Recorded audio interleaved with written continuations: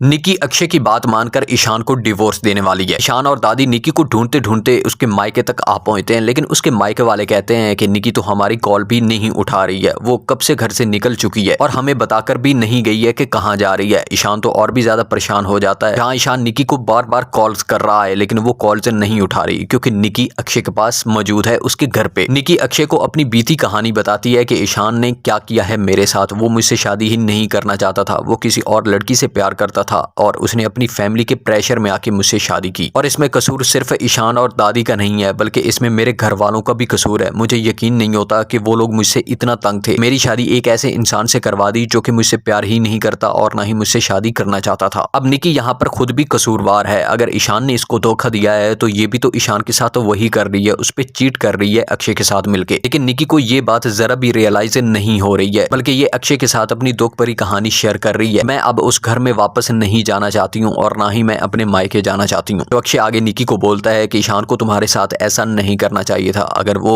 तुमसे शादी नहीं करना चाहता था, किसी और से प्यार करता था, तो उसे शादी से पहले ही तुम्हें बता देना चाहिए था। और साथ ही अक्षय निकी को बोलता है कि मैं तुम्हारे साथ हूँ और हमेशा तुम्हारा साथ निभाऊंगा। अगर तुम ईशान से डिवोर्स ले लेती हो तो मैं तुमसे शादी करने को तैयार हूँ। निकी ये बात सुनकर हैरान हो जाती है, लेकिन वो साथ में खुश भी होने लग जाती है क्योंकि वो अब इन सबको ही छोड़ चुकी है, क्योंकि उसे अक्षय के सिवा सभी धोखेबाज लग रहे हैं। और यहाँ अक्षय और निकी के बीच रोमांस भी होने वाला है, लेकिन दूसरी तरफ ईशान इसको कॉल्स कर करके थक चुका है और उसके पास फाइनल ऑप्शन यही बनता है कि निकी का नंबर ट्रेस करवाया जाए। और ईशान शायद करने भी यही वाला है, वो निकी का नंबर ट्रेस करवाने वाला है। जहां ईशान हैरान ही हो जाएगा जब निकी का नंबर अक्षय के घर के लोकेशन पर मौजूद होगा और ईशान इन दोनों को ही एक साथ पकड़ने वाला है। सो अब देखना यहाँ पर यह है, क्या ईशान गुस्से में आके निकी को खुद ही डिवोर्स दे देगा या फिर दादी और इसके घर वाले इसको मनाने में कामयाब हो जाएंगे कि एक गलती तुमने की है और एक गलती निकी ने की है, इसलिए तुम निकी को माफ कर दो। और वो निकी को भी बोलेंगे तुम भी ईशान को माफ कर दो और इन दोनों के बीच फिर से प्यार उभरता हुआ दिखाया जाएगा। इन दोनों के बीच सब कुछ ही ठीक हो जाएगा और अक्षय वहां पर बस देखता ही रह जाएगा। या फिर दूसरी सिचुएशन ये भी हो सकती है कि ईशान और निकी दोनों ही एक दूसरे को डिवोर्स देना चाहेंगे, इन दोनों के बीच डिवोर्स हो भी जाएगी और जब निकी अक्षय को बोलेगी कि तुम मुझसे शादी करो तो अक्षय अपनी बात से ही मान जाएगा, क्योंकि अक्षय एक प्ले बॉय टाइप का इंसान है और निकी के हाथ कुछ भी नहीं लगेगा, ना तो अक्षय और ना ही ईशान। बाकी आप बताओ निकी को किसको चूज करना चाहिए, अक्षय को या फिर ईशान को।